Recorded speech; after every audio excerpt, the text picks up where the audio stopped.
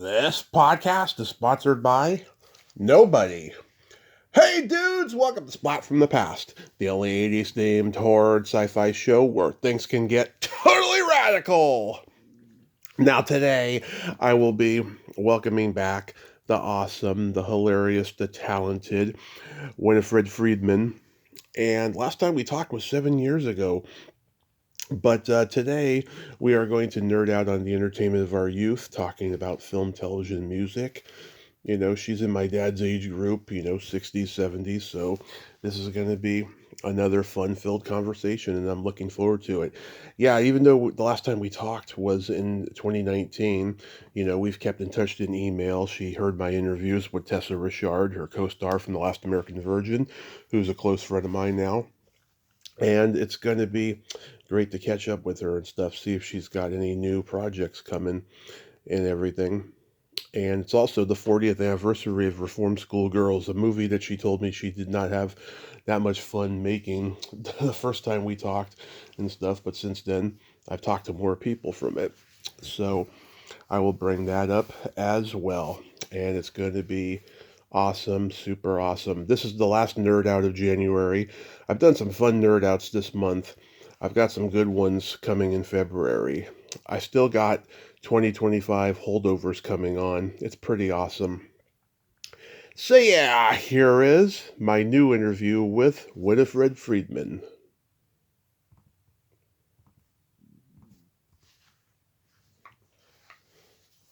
Hey Winnie, welcome back. How are you today? Hi, thanks. How are you? I am fabulous now that I'm here with you. I mean, despite the fact that the world is getting crazier every day, I am blessed and I feel so good today. Well, that's good. You've always had a good attitude, so that helps, I think. Oh, thank you, thank you. Yes, Sure. thank you for coming back to nerd out with me today. My pleasure. So, going back in time, do you remember the first movie that impacted you as a child? I remember the first movie I saw, Yeah. which was 101 Dalmatians. Mm-hmm. But I don't remember. I mean, I remember other things like when I was a kid and they would, this was before a lot of these films were on TV. They would release like Gone with the Wind in the movie theater. Mm-hmm. I remember going, like my older sister took us and she was like crying and everything. And I remember going, what the heck is that about? I don't get that. But the first movie I remember having a real reaction to it was on television, and it was a movie called Jijo, which stars Jackie Gleason, Mm-hmm. and he plays a deaf mute. And everybody's just horrible to him. They Wow. take advantage of him. And I just remember sobbing and sobbing and sobbing.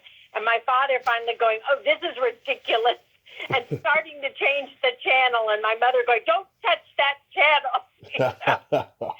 But I remember that really impacted me in a way that I was like, how can this impact me like that? Yeah. That it really touched me on some level. I didn't know why everybody was so mean to him. And it really, to me, it really reflected the power of the medium. Yeah. Wow, I am not familiar with that Jackie Gleason movie. I should look that I one up. know. No one's ever heard of it. But when I was a kid and I watched it, I just sobbed and sobbed and sobbed. So. Wow. Yeah, he did some great work, I'll tell you. The Hustler with Paul Newman. Oh, wonderful work. He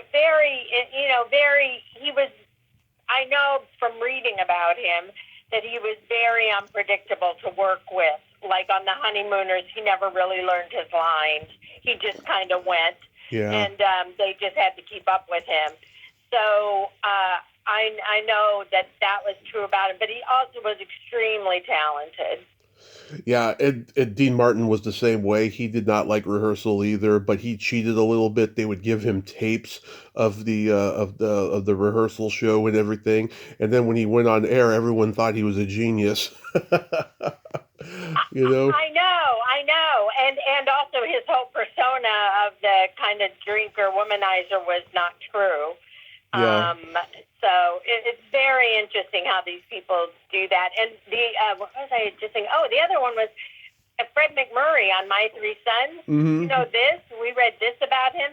He didn't want to do a half-hour sitcom, Of so course. he taped all his stuff for the whole season. He taped in like a month or two, and then he didn't work the rest of the year. They just spliced him in. Yeah, they compared a half hour television and stuff to, like, the old matinee serials. They just felt that there was no effort to it and stuff. A lot of people from the old Hollywood system didn't want to do television. Right, right. So yeah, so we read that he did all his stuff in like 2 months, and then didn't work the rest of the year. They just cut it in. Wow. What what Yeah. what movie genre did you gravitate toward the most growing up? When I was growing up, I think I gravitated. Well, let me think. Probably just classic stories. You know, Old Yeller, Uh-huh. uh, um, things like that. Usually movies based on novels that I may have read. And then my brothers, tried to get me to watch horror movies all the time. So I Oh, would have bad dreams and stay up. yeah, comedy and horror were like my two favorite genres. I mean, I love all film genres, but those two were the most. I mean, I'm sure you remember when like all the game changers came out of horror, like Night of the Living Dead and The Exorcist and Texas Chainsaw Massacre, and Right. And yeah. I saw Exorcist in the movie theater because it came out Oh, when I was a kid, and I saw Exorcist in the movie theater. But I saw it when we went to visit my brother at University of Illinois. So I saw it on a college campus. So it was not really scary because they just screamed at it. They just laughed and screamed at everything. oh, yeah, my dad and my stepdad, they both saw The Exorcist in the movie theater, and there were kids like getting up and running to the bathroom to vomit. It was so scary. I know. Yeah. Yeah. Yeah. Yeah, so yeah, I remember those two. But yeah, so what is your favorite? Like, what's your favorite film? My favorite movie of all time is Back to the Future, and I remember Ah, being like 3.5 going on 4, seeing it, and just, my parents used to let me look at their yearbooks, and so I always had that fantasy of going back in time and seeing them in high school and finding out why they're oh, why they're so fucked up and why I'm so fucked up. and we're all fucked up. I mean, that just comes with the territory of being a human. So Exactly. Exactly. that's so wild. Wow, Y- wow. Yeah. And yeah, it's a wonderful film, Back to the Future, because a lot of films when they go, oh, it's a surprise hit or something really resonates with the public, it's usually because it's just well done. The story is, well done. I think about a film like Legally Blonde. Hmm. I'm sure it was a big hit. It's not going to change the world necessarily. But you think about it, it's so well done. All of the, everything lines up. The script is very well constructed, Hmm. and I think that's what a lot of these films have in common. And I think that of Back to the Future as well. Absolutely. Yeah, Legally Blonde, I like the first one, and then the second one, nah, I didn't like that one as much. I didn't like it either, but I love that first one, and I love that I did like that like the sorority girls, and you get this idea of sorority girls were so supportive and Hmm. so helping her, and I love that. Yeah, it's very much a Goldie Hawn-esque kind of comedy movie. Definitely, which is another one, Private Benjamin that Oh, Goldie Hawn did. A wonderful film. And once again, it was one of these, like, everything, the script just made sense, yeah. and it was really good. and it came out. It was really about a power of the woman, and it came out at a time. I think that message was just starting to really come out. Yeah, I mean, I just love everything that she did, even though she kind of rehashed stuff like at her peak and everything. She did Protocol and Right. Wildcats and Overboard and stuff. Still, she did some good Yeah. stuff there. Yeah, Well, she's a wonderful comedian. She's wonderful. very, very much so. Yeah. What did you like for comedy film when you were growing up? When I was growing up, there was a film that was like my family. Well, I saw Blazing Saddles. Was wonderful. Yeah. It was hilarious for us. We thought it was so funny, and so I'm Jewish, so also a lot of the Mel Brooks, the things he alludes to, Yiddish and this and that, is hilarious. Yeah. It's all very funny. So I think Blazing Saddles. Also, I have a vision of going to the theater and my father literally falling out of his seat laughing at It's a Mad, Mad, Mad, Mad World. One of my favorites, yes, and I've talked to Stanley Kramer's daughter a couple times, and it's one of the best comedies ever. And I've met people who don't necessarily like it. I think they think it's too long, and some of it is over the top. I mean, definitely I watch it and I'm like, oh my God, it's over the top, but it's just hilarious. It is, and some of them think that not every joke works. And yeah, I mean, in those days, everything went. I mean, not every joke was going to work in those days. I think people are more conscious of it now, but in those days, yeah, like I don't know, I can get into that movie anytime. It's so funny. Yeah, it's a wonderful film. So yeah, definitely, and like I said, I have this memory of my dad laughing so hard at it.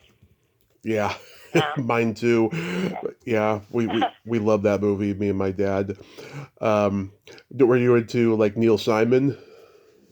I luckily my parents took us to a lot of theater. So the first time I saw Neil Simon was on stage, and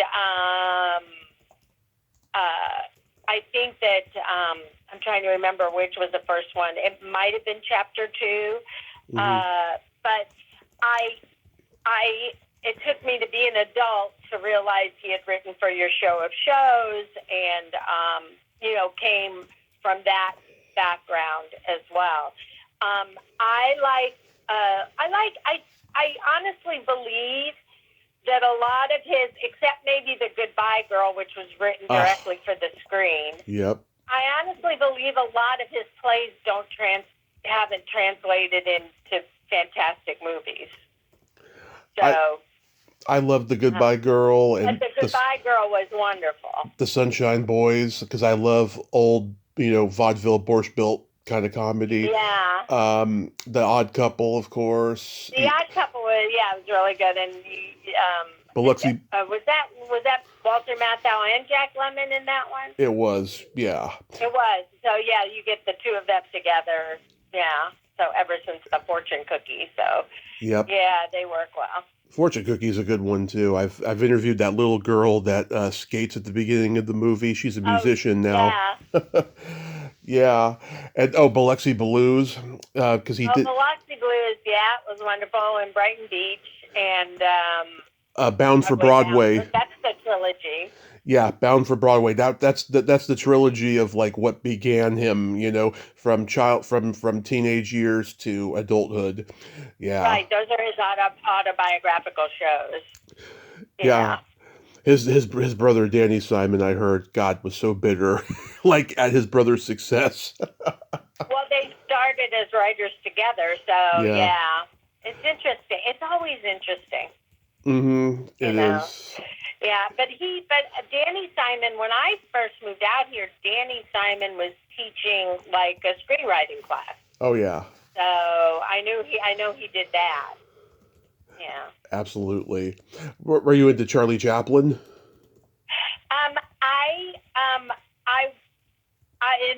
For the silent film, yeah. So I think I came to appreciate the silent films later when I learned more about film history. Mm-hmm.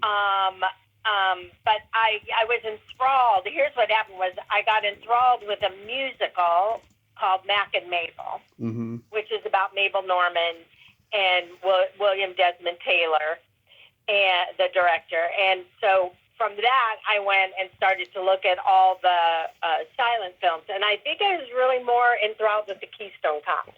Oh, yeah. Yeah, I mean, with the series of that. And I just thought they were just nuts. They were crazy. And then Charlie Chaplin, of course, was brilliant because he told a story with the humor. There was always a real story involved. Mm-hmm. And so I think that was his gift. When I was about 3 years old, my parents took me to the drive-in, and my mom was upset about something. She had to go complain about something at the snack bar, and she took me with her. And there was this cardboard poster of Charlie Chaplin. It was like Bagley's Cookies ad. And I was like, it was the first time I ever saw him. And I was like, hey, Mommy, I want a cookie just like that man has. And she's like, you don't get a cookie. I'm mad. Yeah. Oh, that's wild. And his grandson is an actor too that I have that I worked with. So. Oh yeah. Yeah. So. He's got a lot of family members all over the place. Well, yeah. He had a bunch of kids. Yeah. Yeah, I mean, when TNT first was launched, I used to watch these Charlie Chaplin film festivals that they would have, and I saw all of them by the time I was like 7 years old, and I have several of them. I just love his movies. I just think they hold up. Oh, they definitely hold up, and a lot of the people like Harold Lloyd and Buster Keaton, their humor is so subtle. They're not, the Keystone Cops were way more slapstick, so that appealed to me. But they're very subtle. They're little movements, they're little things, they're outrageous situations that they handle. So they're, in that way, I think the humor is universal and timeless. Absolutely, and also I'm a huge Marx Brothers fan.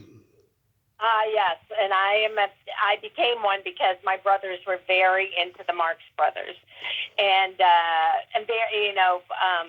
and so we watched it. Yeah, they were hilarious. There's I still quote the one that's like they locked Groucho in the bathroom. I forget what film it is, but they locked Groucho in the bathroom, and he goes, "Let me out," and then he's like, "If you don't let me out, just can you slide into magazine?" Yeah. That's funny. Yeah. I know. I love that. And it's funny, they used to make fun of Margaret Dumont, and it's funny in hindsight, she wasn't even that heavy set. Like, she was pretty. She was big, but she wasn't that big when you look at her now. Right. Yeah, and she didn't even get half the jokes because she was whatever she was, Austrian or whatever. She just didn't even get half the American jokes and everything. Right, the thing she was a presence, definitely. Yeah. Yeah, Horse Feathers is my favorite. That's the one where they're playing football and Groucho is playing quarterback. He looks at the center's ass and he's like, "Fancy meeting you here." Yeah, exactly. Did you have the did you have the $1 Million Movie when you were growing up? I grew up in the Midwest, so did we have the $1 Million Movie? I know we had Shirley Temple Theater because that was my obsession. So I don't think we had the $1 Million Movie. I think we had a movie that you could call in and win something. But I don't think it was called the $1 Million Movie.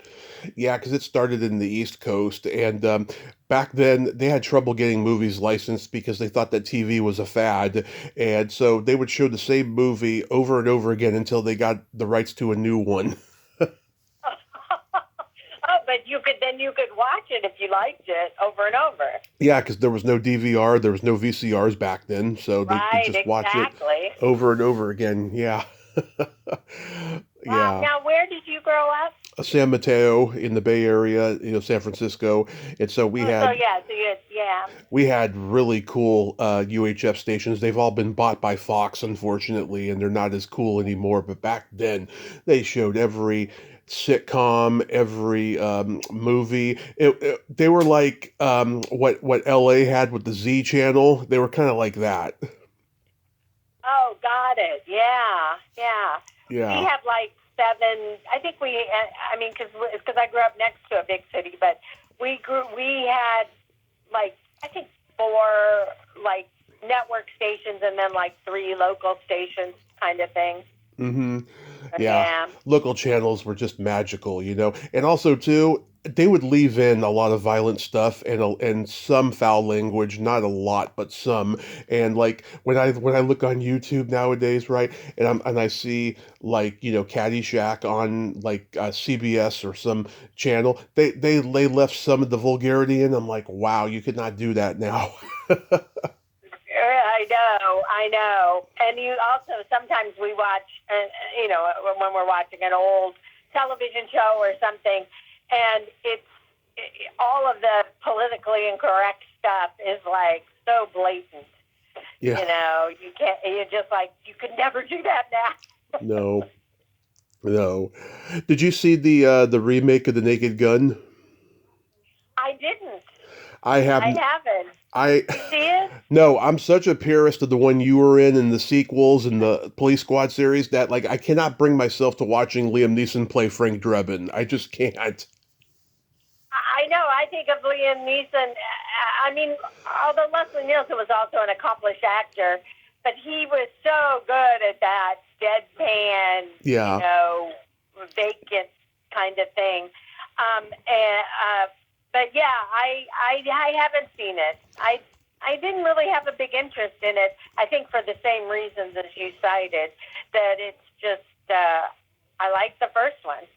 Yes, yes, and you're just great. You're great in it as well. Thank you. Stephanie, A lot of fun. extend your arm, extend your middle finger. I Very know. good, Can you imagine Stephanie. being stuck in a car with John Houseman? Yeah. I mean, John Houseman, who was the Mercury Theater with Orson Welles and Yeah. the group theater and everything. Oh my gosh, I was in heaven. Yeah. And he called me Winifred. Winifred. I just love that. The original script even said Steffi. Mm-hmm. My name was Steffi, and he just said Stephanie. Yeah. Well, it works out. Okay. It works out good. I like it. Exactly. Did you like James Bond movies? I wasn't as into James Bond movie. I think I was a little more into science fiction movies. Oh, which ones? We were Star Trek fans at home. Yes. And even something like I Dream of Jeannie, my father loved because it was like kind of a little out there fantasy. And we also watched a lot of detective shows. Oh, yes. Oh, Leslie Nielsen was on a detective show in the early 60s called The New Breed. Did you ever see that? I didn't, no. It was short-lived.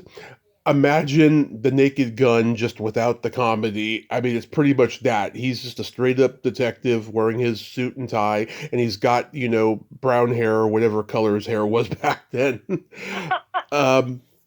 Yeah, there was that. There was Naked City, of course. There was The Defenders. There was we were big fans of something called The Bold Ones. That was an anthology series. Gene Barry. There was one that took place, I think, in a hospital, and then there was one that was a newspaper. Yeah. One, whatever. The hospital one, because my father was a doctor, those never went over in our house.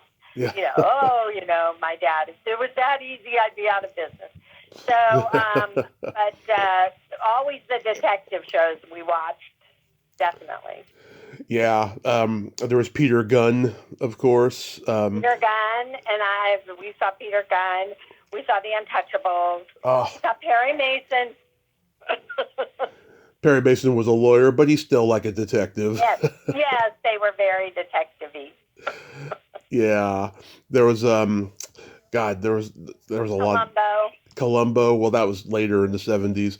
Yeah, Yep. the 70s was the height of the detective shows because you had Columbo, Banachek, McCloud, Beretta.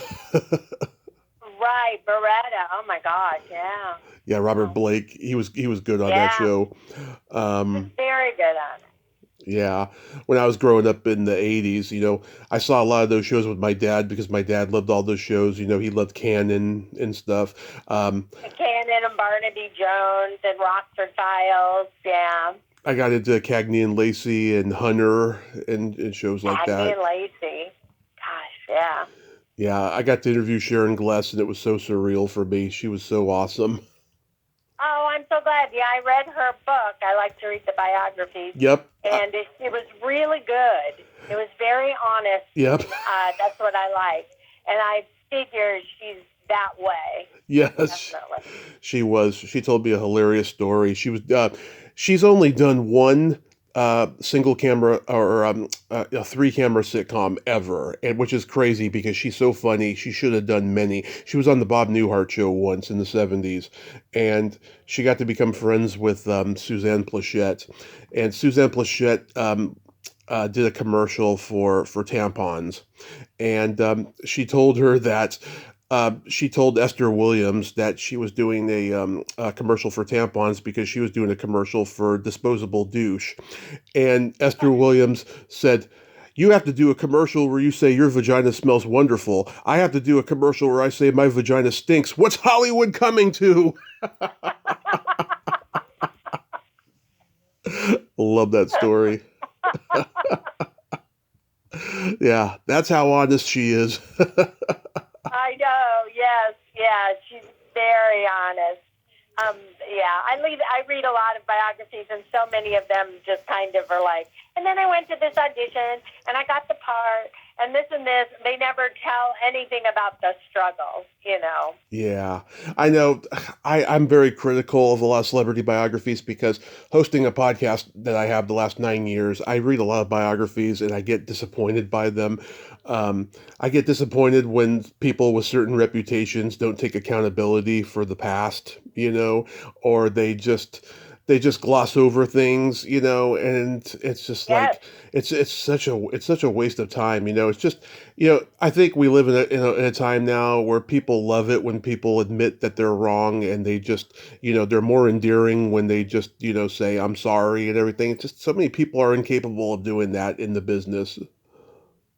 I think so many people are incapable of doing that in general, just Yeah, because no one wants to.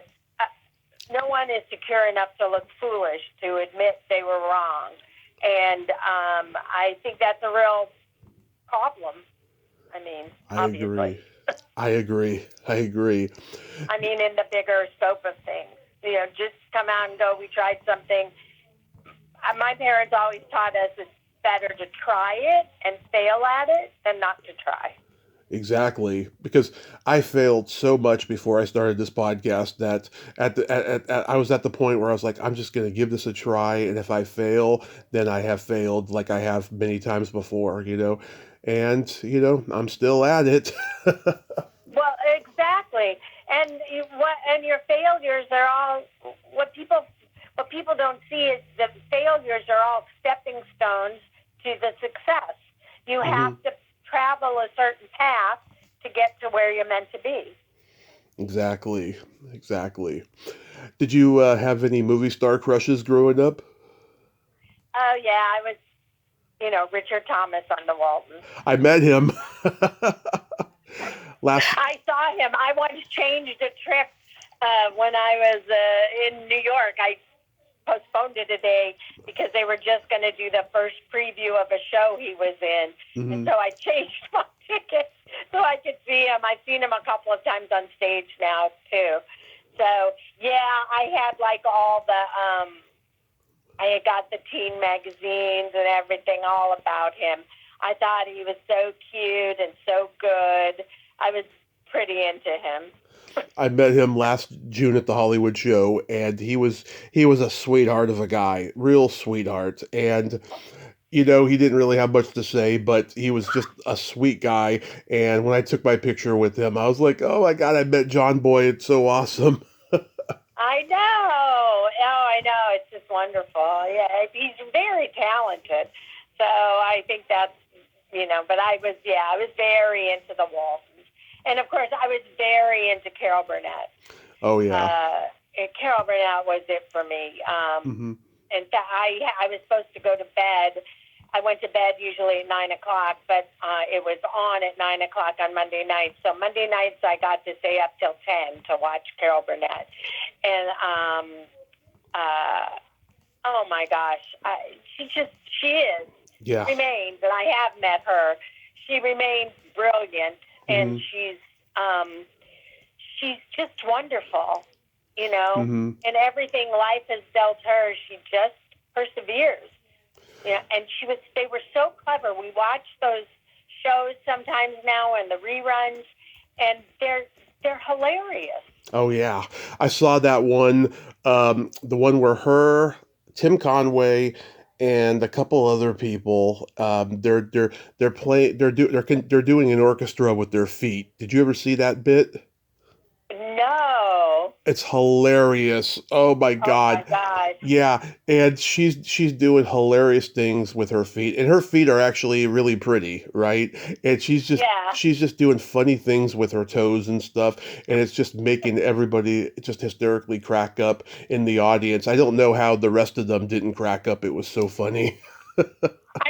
There's one bit she did, and it's just this weird little non sequitur on her show. Hmm. And I just saw it the other day for like the first time, or that I could remember. I probably saw it when I was a kid, but I don't remember. But she comes out, she's dressed very nerdy. Yeah. Glasses, haircut, kind of Buster Brown, Yeah. very, her outfit's like, a skirt and a cardigan. And then she sings with complete conviction. Hmm. The lady is a tramp. And that's the entire bit. She sings it in this very jazzy arrangement, and it's hilarious. It's just hilarious. Yeah. I know. Yeah. My Yeah. my crushes were like Cary Grant. My mom had a book, and about Cary Grant. It had these beautiful black and white pictures of him. So before I had even seen a movie of his, that seed was planted there. And then Natalie Wood, my dad had a crush on her when he was a kid, and it was kind of passed on down to me in a way. And then so many '80s movie actresses that I've met and interviewed, I had crushes on, including Tessa. Now she's like my aunt. Yeah. Now she's like an aunt to me. Tessa's a wonderful performer because she's nothing like where she got typecast, which was a dumb blonde. Right. And she's nothing like that. And you're reminded again and again that this is an actor. This is someone who portrays somebody. Right. That doesn't mean they're that person. Absolutely. Now, I met Cary Grant. Mm-hmm. Oh, tell the story. I did very briefly when I was doing Joni Loves Chachi, and we were having lunch at the commissary at Paramount. He came in, and we were introduced to him. Uh-huh. So that's it. He was so handsome and so elegant. He was in a suit, but that's probably the biggest star I've ever met. Oh my God. Yeah, I have a friend. She met him. She was doing this series. It was like a primetime soap opera that didn't last. It was called Paper Dolls. And he came to the set to visit a big star that was on the show.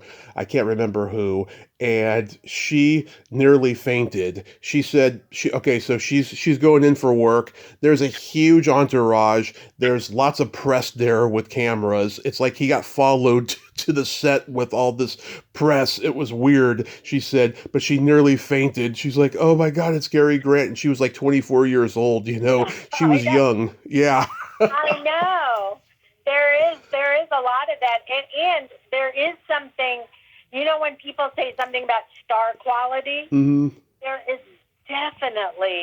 there's definitely an aura about certain people. Yeah. That is what I'm assuming is star quality, and he definitely had it.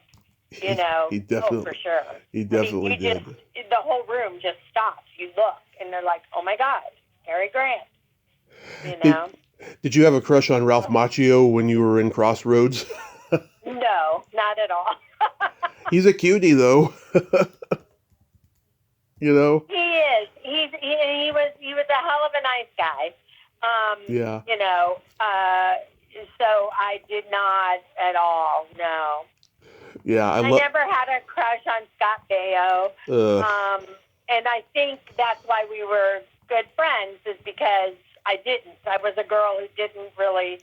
I would tease him about it, just the opposite. Right. Yeah. Did you go to the drive-in growing up? I went once. No, when I Mm-hmm. was I went once when we were visiting my aunt in California. Wow. So we went, and I think I was tiny. We saw Birdman of Alcatraz. Oh, I saw that movie recently, and I friggin' loved it. I think Burt Lancaster was so awesome. I think he should have gotten another Oscar for that. Yeah. I was baffled by Telly Savalas. I know he was nominated, but I don't think his performance was particularly worthy of a nomination. He played like a stereotypical Mexican, and he's only on screen for less than 10 minutes. I was like, how did he get nominated for this? Right. I don't know. I mean, well, Yeah. the interest rate school of. That was another show I forgot to mention. I'm on screen for like 2 minutes, and I got an Oscar. Yeah, that's another show I forgot to mention. He was Kojak. Yes, definitely. Oh, there you go. Well, yeah, another detective figure-it-out show. We forgot Hawaii Five-0. Hawaii Five-0, yes, and of course they've done the remake series. Yeah, so getting into television more. Yeah, you mentioned I Dream of Jeannie. The famous story about her belly button. No. Yeah, so there was a reporter that was on set who shouldn't have been there, and he took a picture of her in her costume with her belly button showing when they were filming the pilot, and the pilot wasn't even done yet. Oh, that's right. She had to cover it up. Yeah, so she had to cover it up, and then 2 years later on Star Trek, Barbara Luna and Nichelle Nichols showed their belly buttons because Gene Roddenberry wanted to break that rule once and for all, and he did. And a couple of years after that, Mariette Hartley did a pilot for Roddenberry where she played an alien girl with two belly buttons. So it was revenge. It was revenge there, and I got to meet Barbara at the Hollywood show last year after I had interviewed her years ago, and she let me touch her belly button during our selfie. It was great. Now, I worked on a soundstage once, and everybody on the soundstage was like, go upstairs, go upstairs, go upstairs. And I'm like, why? And that you go up above was the inside of the bottle. Yeah. The set that was the inside of her genie bottle. Oh, yeah. With the purpley banquette and the thing. So it was very cool. There's a guy, he makes replicas of those genie bottles, and he sells them at the Hollywood show or various autograph shows. Oh my God, he is hilarious. I follow him on Instagram, and he's always posting the most body stuff like I do, and like I'm trying to like get in touch with him so he can come on the show, but he hasn't responded yet. But he's been doing it forever, and I think Columbia they own the rights to the image of the bottle, but they license it out to him so he can use it. Wow, that's very cool. Yeah. Yeah, I'm also a huge Star Trek fan. I have like I have like a huge VHS collection. I have like my own video store in my own bedroom, pretty much, and I have all these episodes on VHS with all my guests that I've interviewed and stuff. And one thing I didn't realize for a long time is how funny the show can be, like intentionally. And I think that's why Lucille Ball greenlit the show because she recognized the humor in the show. Yeah, I agree. I agree. And yeah, she was really, when you think about the shows she fought for, like Mannix, there's another Yep. detective show we loved that, but Mannix and Star Trek, she was quite savvy about it. Definitely she knew what she was doing.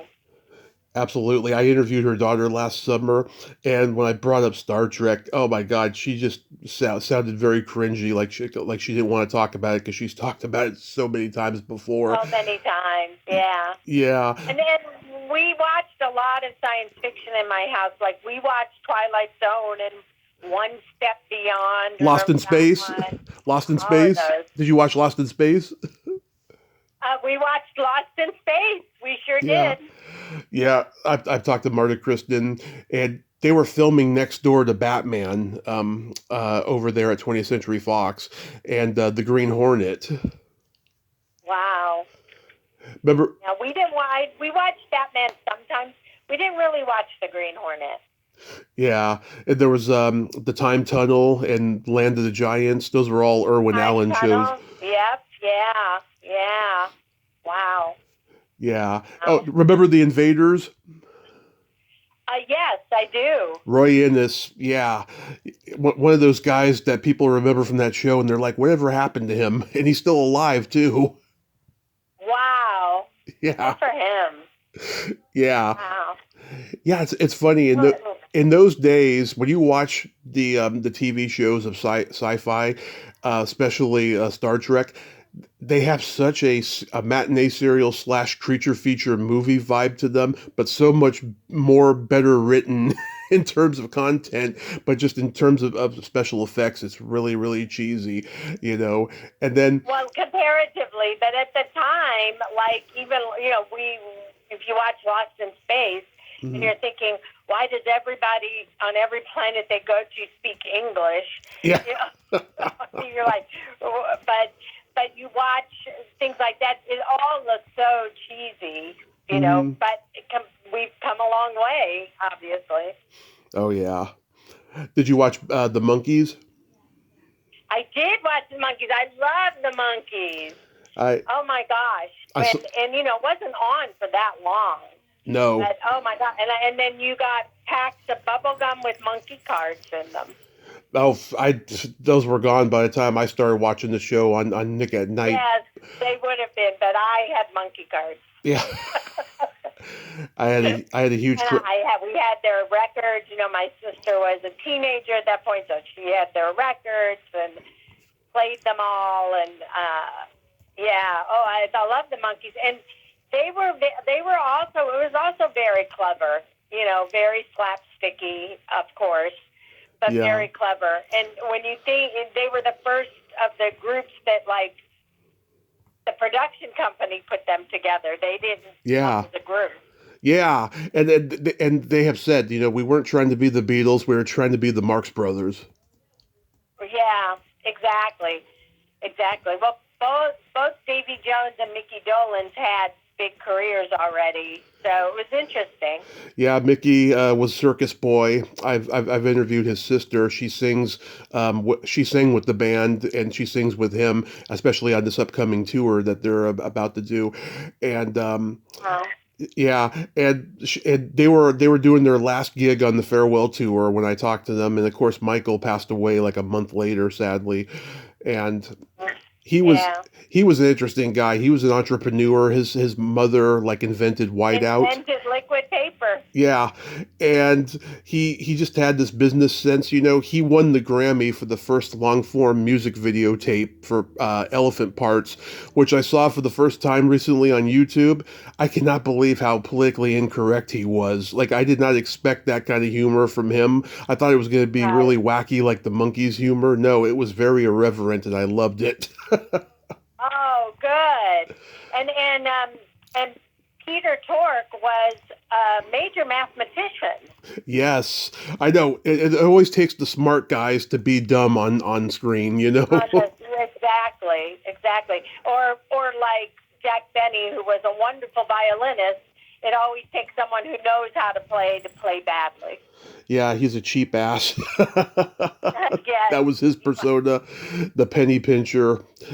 Yeah, I got to see the Monkees live when I was 14. It was only three of them. Michael wasn't there. They were playing before a San Francisco Giants game, and they drove off the field in a Cadillac. It was priceless. Oh, wow. I've never got to see them live.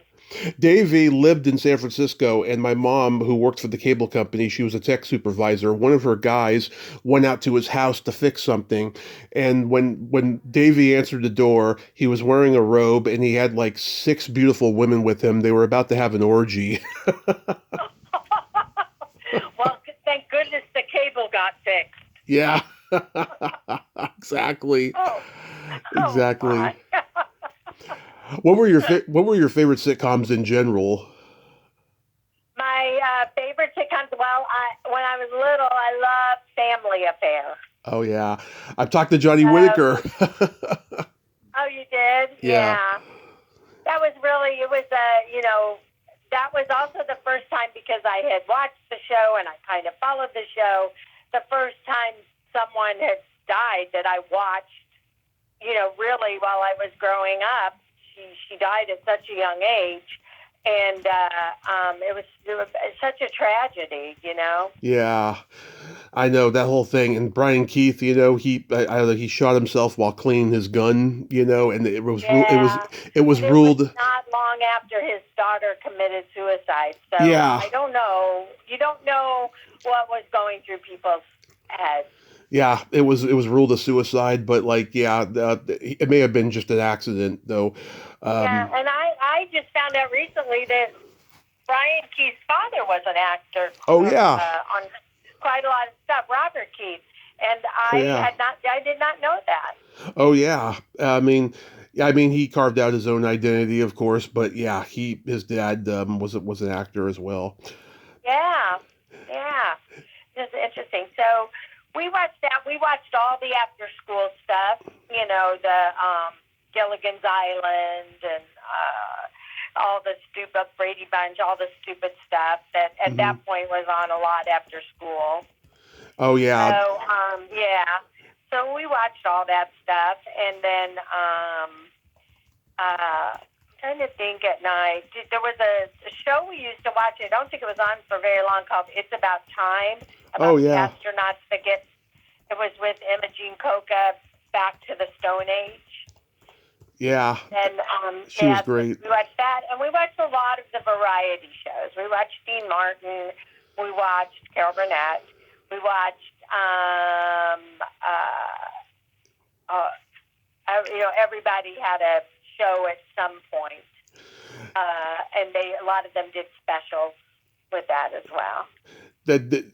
Have you ever been a Saturday Night Live fan?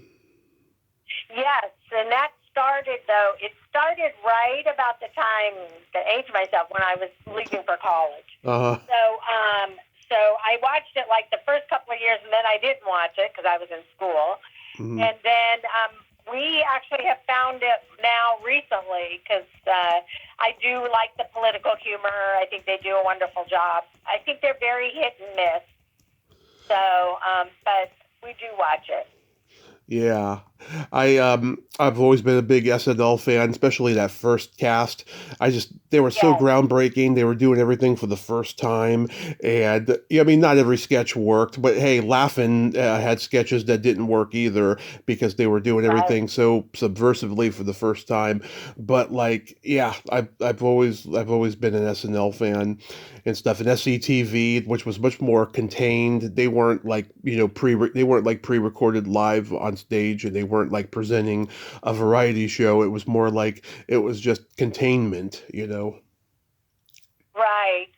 I can totally get that. Yeah. I remember when we talked before, you mentioned that when you first got to LA, you you hung out with some improv groups. Like I know a lot of the LA improv groups. Who did you hang out with? Well, I first started with I took classes and then was in the LA Connection. Oh yeah. And I took, with Kent Scove. And then I did that, and I became very good friends with Mindy Sterling, Yep. who you probably know. I had her on. So, yeah. Yeah, she's fantastic. Mm-hmm. And then she went to the Groundlings, and then I went and took classes at the Groundlings, but I never followed through. Like, the Groundlings where you take classes, and then you keep moving up. And I was supposed to move up, but then I had something in my life happened, and I didn't continue. Yeah, I know all the old Groundlings. I know people from Off the Wall and War Babies and the Committee in San Francisco back in the late '60s. Well, yeah, the Committee was really well regarded. And Fire Sign, of course, they were fantastic. Yeah. And yeah, I mean, all these improv groups were coming out of the woodwork, and they were just, acting like, they were the anti-Vietnam misfits and just, being silly, I know, and I learned my first improv skills when I was, I think, in junior high. We started doing improv games and stuff, and then I also met Paul Sand, who love him. Very big, and Viola Spolin, who kind of was considered the creator of improv in her class and group as well. Yeah, and they were just all so fantastic. During the pandemic, I binge watched episodes of Highway to Heaven, and I saw the episode you were in. I was in, yeah. Yeah. And that was another one of me personally. Mm-hmm. I was a big Bonanza fan. Yes. And my dad too. I wrote letters to that show. Another episode where little Joe gets married, and then his wife is killed by the nasty Native Americans, and he mourns her, and I was sobbing, and I wrote him a fan letter. And then I came out here, and I was on Highway to Heaven, and I was a big fan of Little House on the Prairie, too. So at one point, someone was saying, because he was extraordinarily loyal to everybody.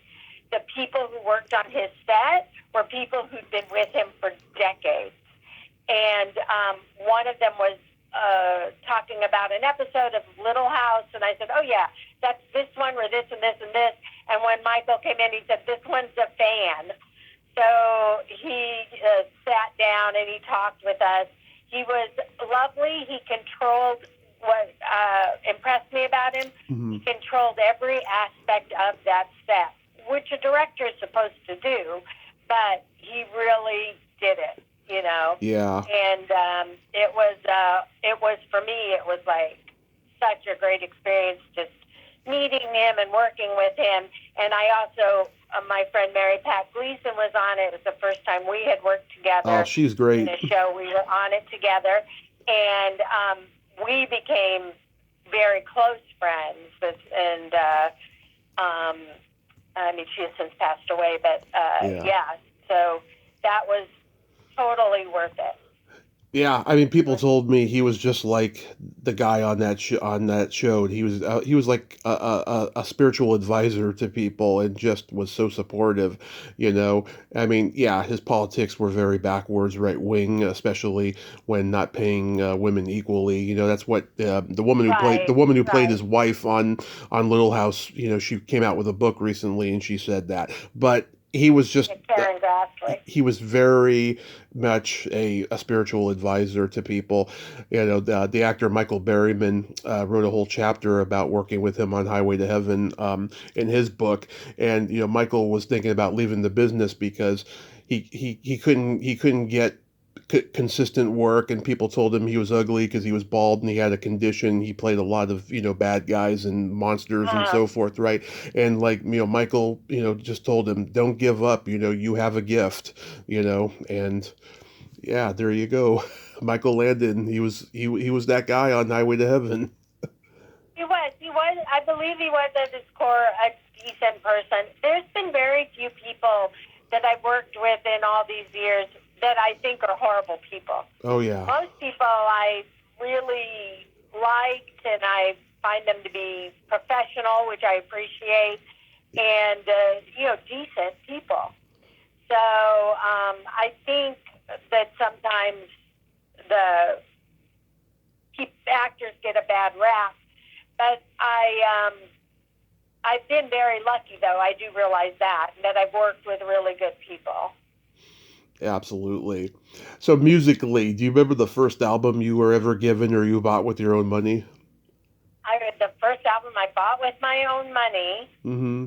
was a cast album, of course, Applause, which was a show I saw at the Muni Opera in St. Louis, Mm-hmm. and I got obsessed with it. It's a musical. It's based on the movie All About Eve. Love it. Yeah, so it's a wonderful musical. And then the first pop person was, yes, I admit it, I am a Fanalo. It was Barry Manilow's first album. Mm-hmm. I had seen him at the Mississippi River Festival, which was like our big outdoor kind of Ravinia in southern Illinois. And I thought he was so talented because most everybody in my family plays the piano. Mm-hmm. And I thought he was such a good musician. And I went to Sears and bought the album. Nice.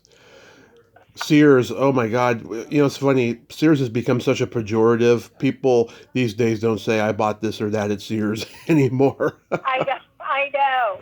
But I remember they had a big, record section near their stereos. And I bought the album.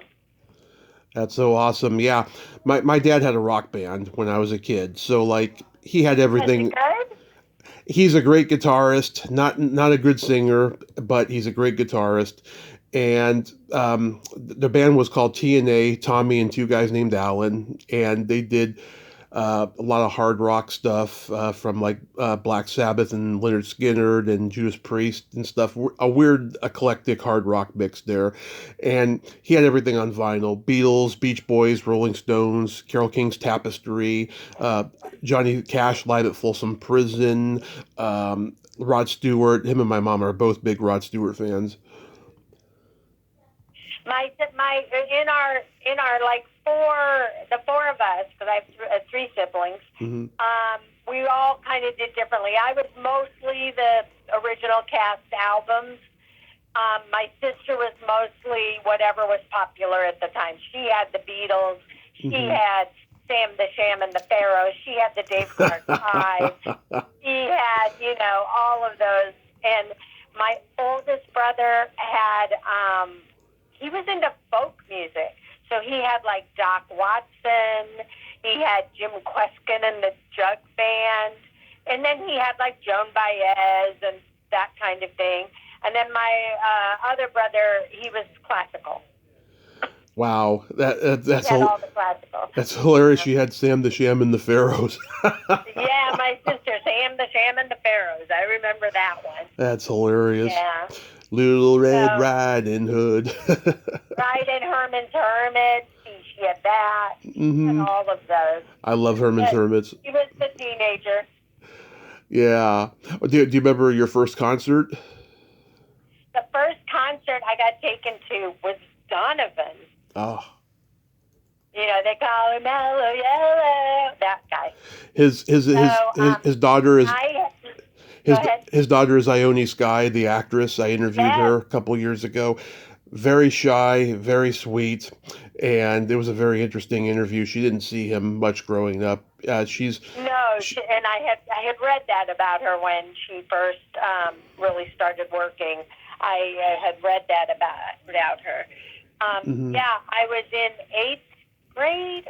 I was in junior high, and my oldest brother, taught junior high in our same hometown, and he was doing a field trip to this concert, and he Mm-hmm. took me as well.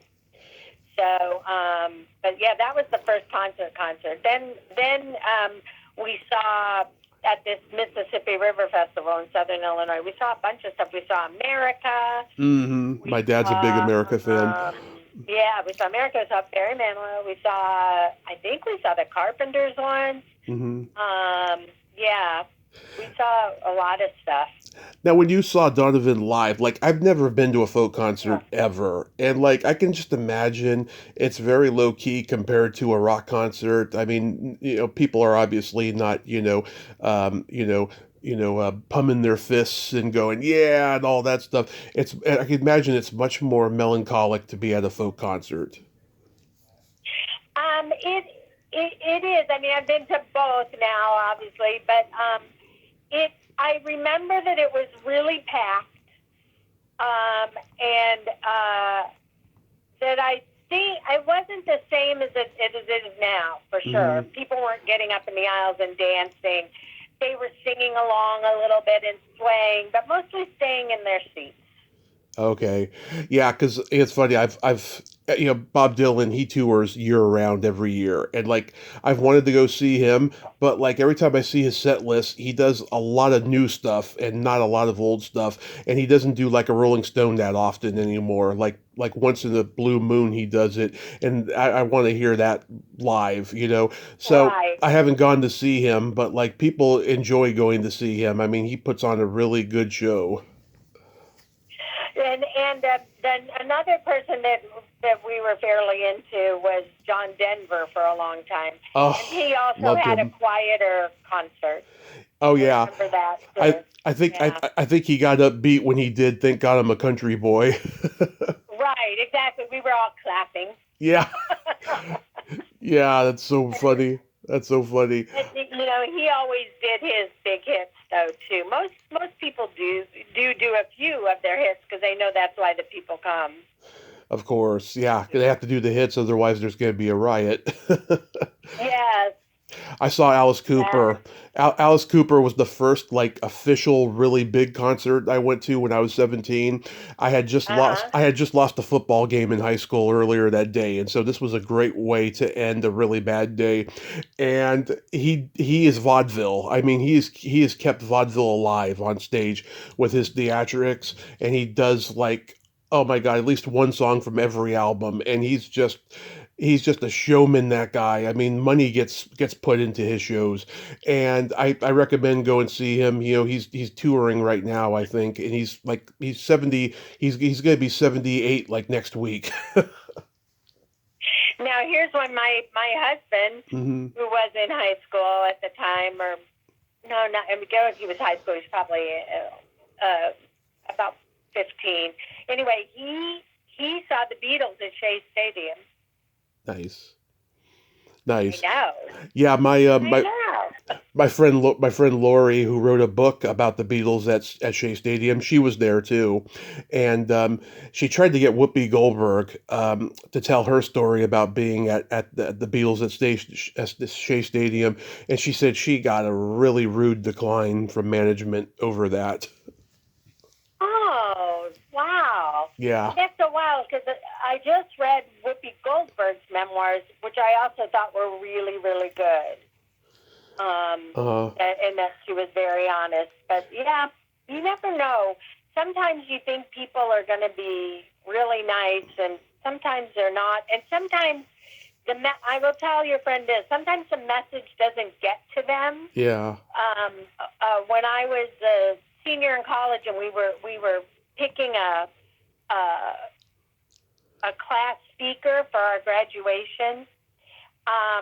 We wrote a letter to Richard Benjamin, Oh, who is an alum, and we wrote a letter to him and saying, this is the one we could all agree on this person.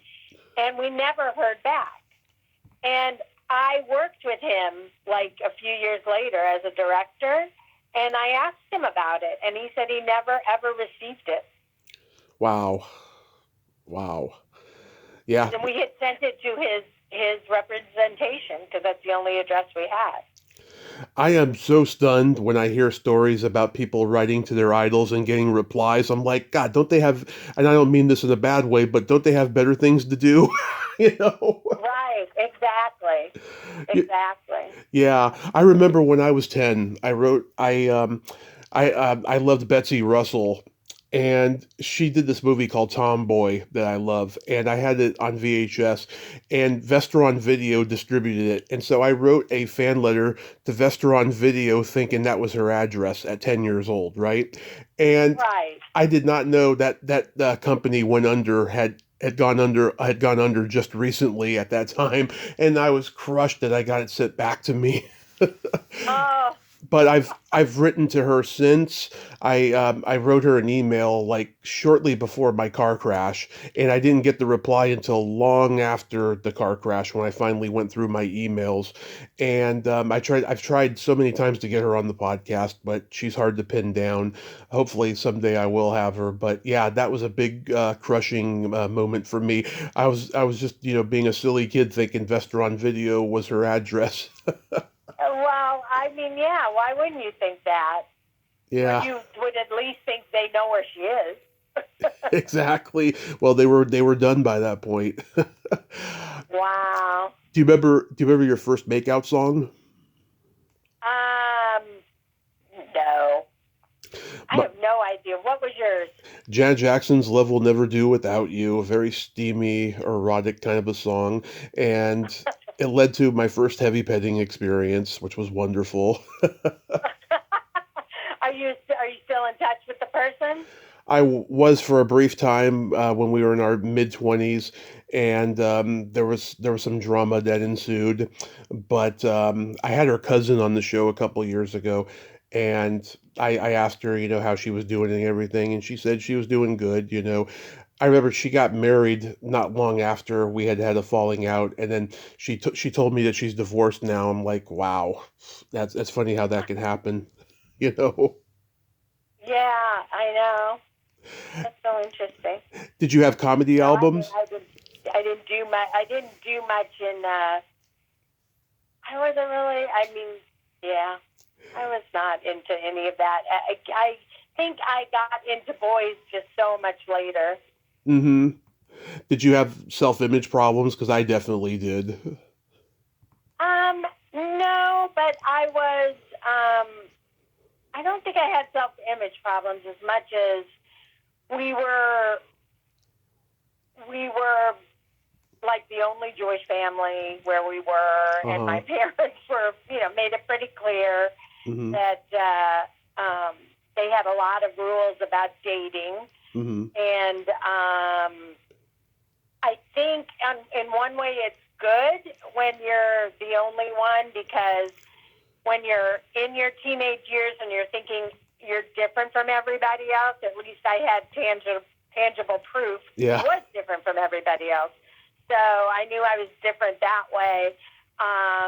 And I think I've always been friends with most people, and I always had boys were always my best friends. Mm-hmm. So maybe I did have. I'm sure I was insecure, so it was easier for me to say, "Let's be friends." Yeah. I think I was really scared, and I had to grow up a little to not be so scared, to be willing to take a chance, because it's kind of unsettling when you think about it, to jump into a relationship, because there's no guarantees. Right. So you just have to really kind of take a leap of faith. Right. So yeah, so I definitely think that was part of it, all of that put together. Right. I mean, I grew up heavy, and I have a disease called Simpson-Galabi syndrome. When I was 5, I looked like I was 10. I was always the tallest kid, and just I Wow, was bullied a lot, but that's terrible. because I had such tenacity, I was able to be so lucky and just get amazing things. And the stuff that I didn't get, I dwelled on way too long, and now I don't dwell on it anymore because I just count the blessings. Right, and I definitely think that comes with maturity, is Right. that you come to realize, to look at things differently, to understand the rest of the world, and that there's always people who are much worse off than you. Exactly. You know, and to gain perspective, I think. Exactly. Did you have comedy albums? We did. My parents had Bob Newhart and Jonathan Winters. Love Jonathan Winters. And my brothers were totally into the 2,000-year-old man, Mm-hmm. Carl Reiner and Mel Brooks. They had like the 2,000-year-old man. Then I think it was 2001, and then I think it was 2013. I mean, so yeah, they had all of those. They loved listening to those. And my parents had a lot of comedy albums. We had Lily Tomlin's "This Is a Recording" on vinyl, and I just talk about a brilliant comedian. Still think it's one of the funniest albums ever. If I could ever meet her, I would just tell her that was my first comedy album, and I thank you so much.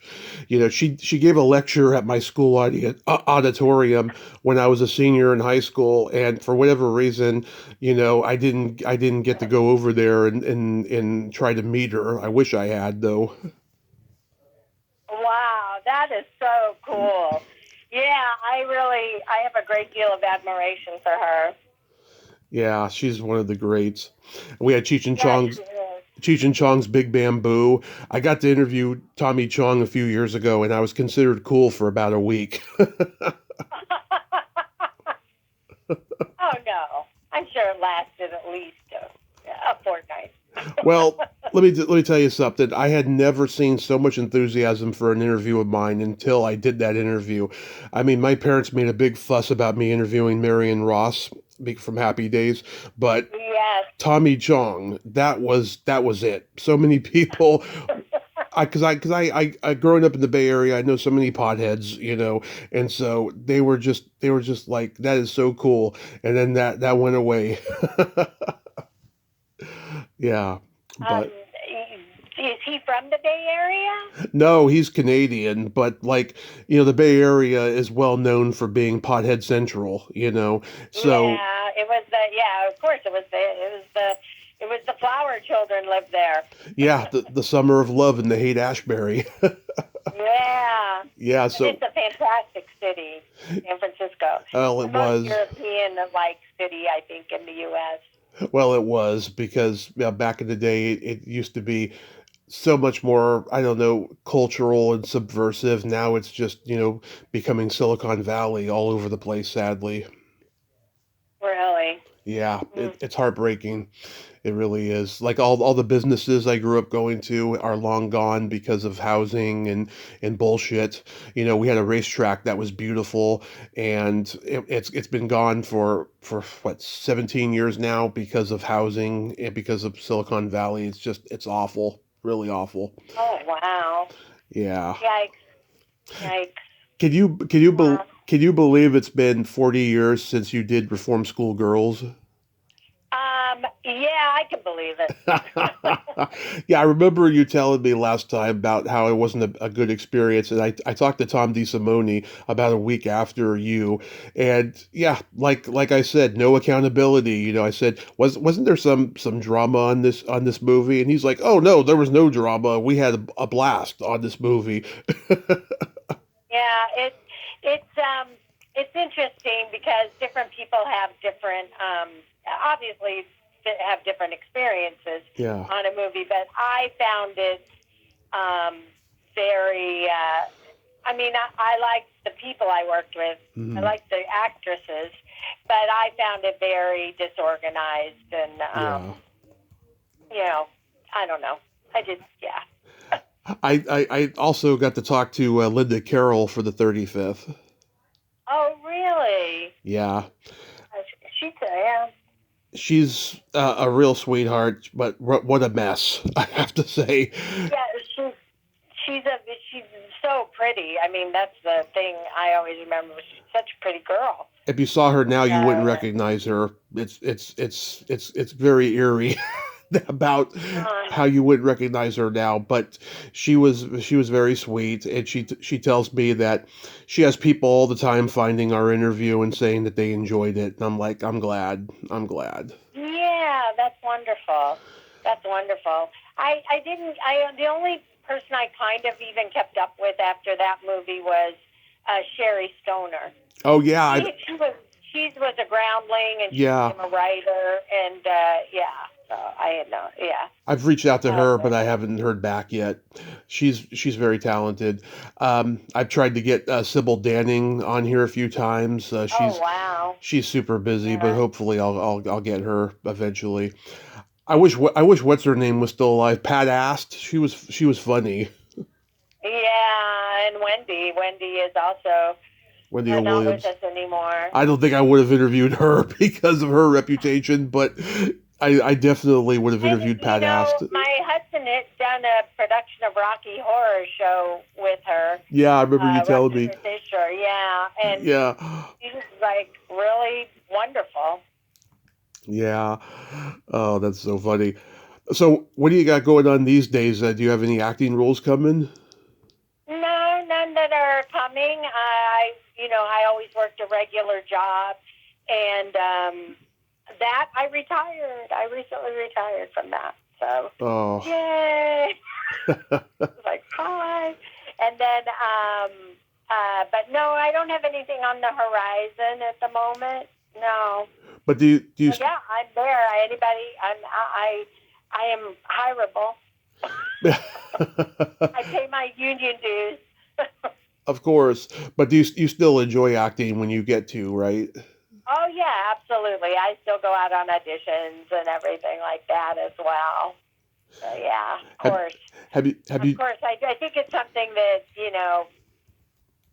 especially if you've had good experiences. I can see that if you've had bad experiences, but if you've had good ones, you tend to want to stick with it. Of course. Yeah. Yeah, I think so. But yeah, I've been very lucky that way. Have you done any reunions lately with the Virgin crew? No, and we used to do it a lot. No. Yeah. I ran into Kimmy not that long ago at an audition. But yeah, other than that, I haven't seen anybody in a while. Yeah. Or even heard. Yeah. We all were very, we all always kept in touch for a very long time because we were all very young when we did that film, and we all kind of bonded. And, but yeah, no, I haven't seen anybody in a while. Yeah, I almost did an interview with Jerry a few years ago. She's been through a lot, so we ended up not doing it. A lot, yeah. We ended up not doing it, sadly.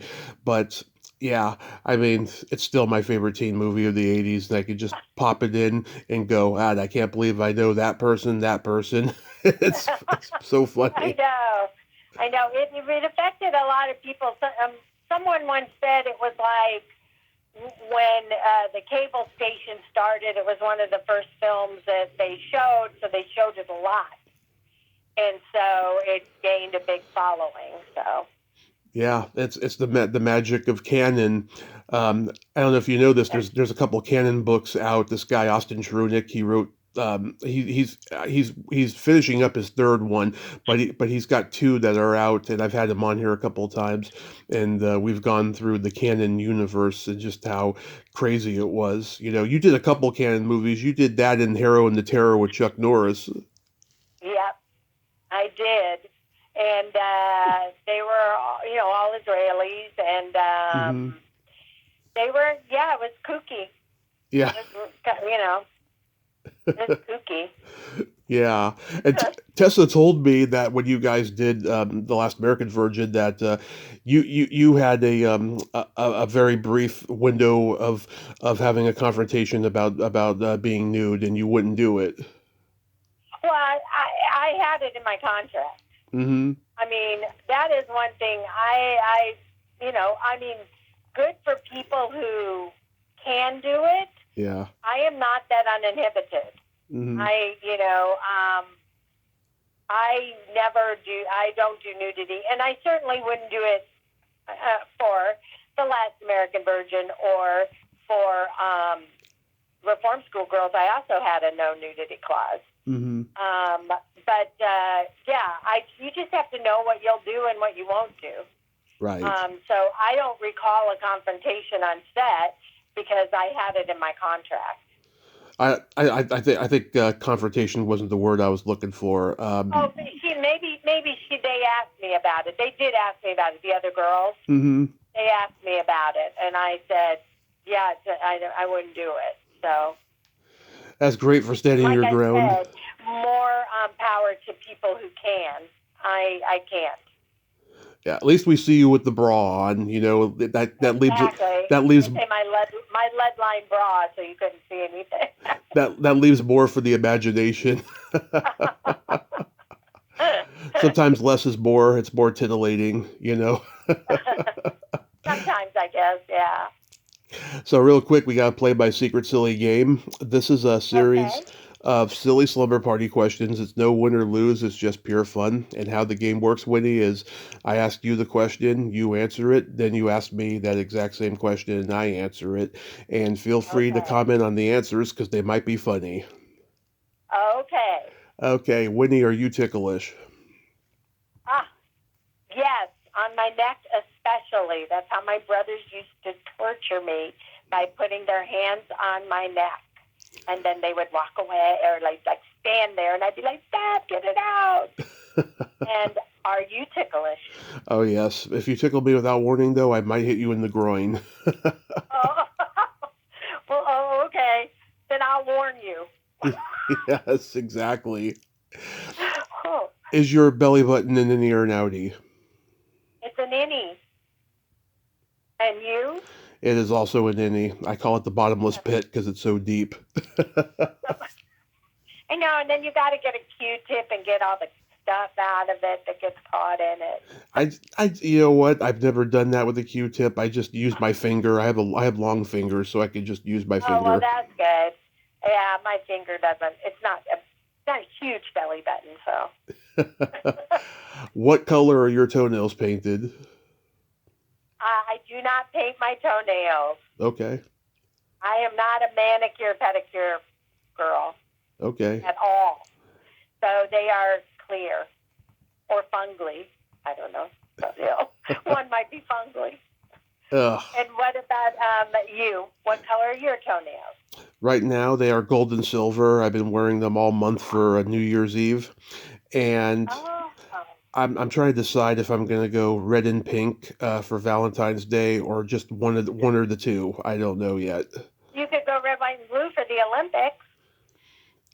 For the Winter Olympics? Yeah. Okay. Start next month. I've been so out of the loop with what airs on TV, I couldn't tell you if the Olympics aired. Whether they air or not, they're still going to happen next month, unless our esteemed president decides to pull us out of them. I don't know. Oh, God. Let's not even think about that. Yeah, let's not go there. What would you say is your best personality trait? My best personality trait? Mm-hmm. Oh, yes, I can tell you my worst, obviously, but my best is... Oh, that's a good question, Tommy. Mm-hmm. My best personality trait, I think, is that I can look at the intent of what you're saying, why you're saying it. So I don't know how to phrase this. I give you the benefit of the doubt most of the time. I give the other people benefits of the doubt, so I tend not to get hurt very much. So in other words, if you're uncomfortable, you give them the benefit of the doubt because, maybe there's something behind that uncomfortability. Right. I don't think people as a rule, some people do, but I don't think people as a rule say things or do things to hurt you, to hurt somebody. Right. But yeah, I don't think that's their intent. So I try to look at people's intent and then try to see what else is going on. So I don't waste a lot of time feeling hurt and dejected and making it about me. I try to make it about the other person. Right. Well, that ties into my answer. Yes, I have empathy and I have no filter because I'm a Gemini, and yes. if I'm I'm a Leo. I like to be in charge. yeah, so like, if I'm giving you a really, my mouth is really body, so if I'm giving you the anecdote like the Sharon Gless thing earlier, I'm telling that story to provoke laughter, I'm not trying to be weird or anything like that. Oh, and I don't think it comes off weirdly because I think it's genuinely who you are. Oh, thank you. Thank you. You're welcome. Thank you. Um, what is your guilty pleasure? My guilty pleasure? Probably Hallmark movies. Oh my God, do you know how many times I've heard that? A lot. I know, because they're always exactly the same. They're Yeah. the same fucking story every time, Yes. and you still get sucked right in. You get sucked right in. I mean, I was watching them over Christmas. The countdown to Christmas, Yeah. and then maybe Milky Way bars. I do like Milky Ways. Oh, Milky Way bars. I used to like them a lot more when I was a kid. I had one not too long ago, and I was like, God, this used to taste so much better when I was a kid. Well, that's how I feel about Twinkies. Every like Oh, 10 years, I go, oh, I think I'll have a Twinkie, and they're terrible. I can eat a whole box of Twinkies, and I shouldn't because I'm diabetic, but I could eat a whole box of Twinkies, and they still taste the same as they did when I was a kid, so it hasn't changed for me. No, that one changed for me. Okay, what's your guilty pleasure?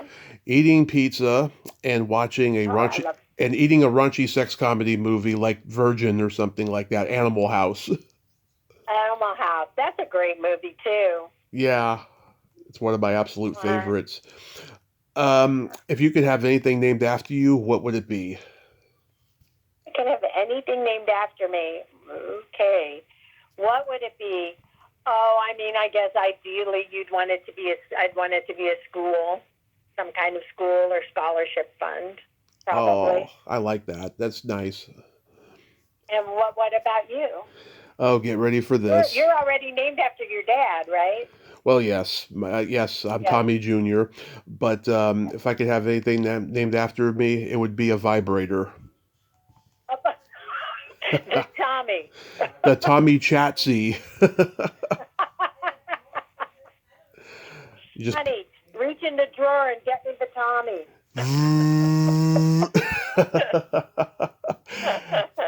And then my favorite question, is there a stinky smell that just makes you gag? um, there is. It's yes, it is. Okay, I'm gonna try and say this delicately. Okay. There is, yeah, exactly. Maybe I shouldn't try to say it delicately. There is. It. Let me think. There's a couple of things, but usually vomit will make me gag as well. That's a popular That one. smell. It's a horrible smell. It is. And I don't know how, like, your mother could stand over you while you were getting sick when you were a kid, or Yeah. I don't get that because I would be like bolted right out of there. I don't get that either. I've had women say, they don't mind the smell of their kids, shit or anything. And I'm like, how? Yeah, I'm like, how? I know exactly.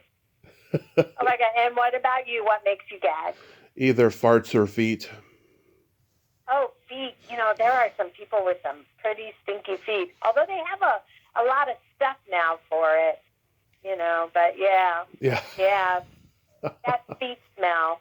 Yeah, manure will do it too. If you go to go by a field, if you're driving and you go by a field that just laid fertilizer. Ugh, Yeah. That's awful. bad. That's awful. That's bad. I, Yeah. I have a couple jokes for you. Okay, I will listen. What do you call a boy that doesn't masturbate? Boy, that doesn't masturbate. I don't know. A liar.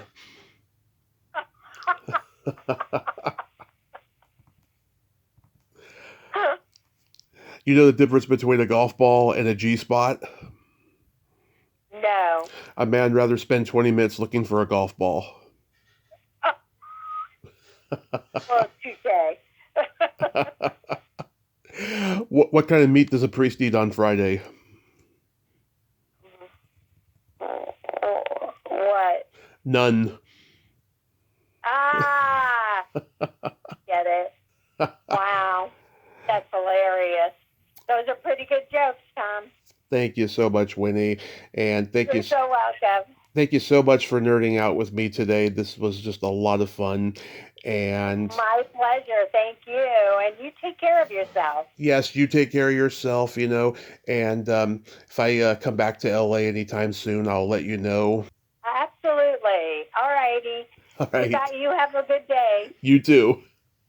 Okay. Bye. Bye-bye. Well, there you have it. Winifred Freedman, ain't she a sweetheart? Oh my God, it's funny how how Sir John Houseman called her Winifred. That's just so funny. Yeah, I call her Winnie for short, but the public knows her as Winifred Freedman, in her credits. And that was a fun nerd out. I had just a blast with her. She is just a gem, an absolute gem. Well, until next time, this is Tommy Throwback Kovac saying there's no shame in living in the past because the present sucks. Later, dudes.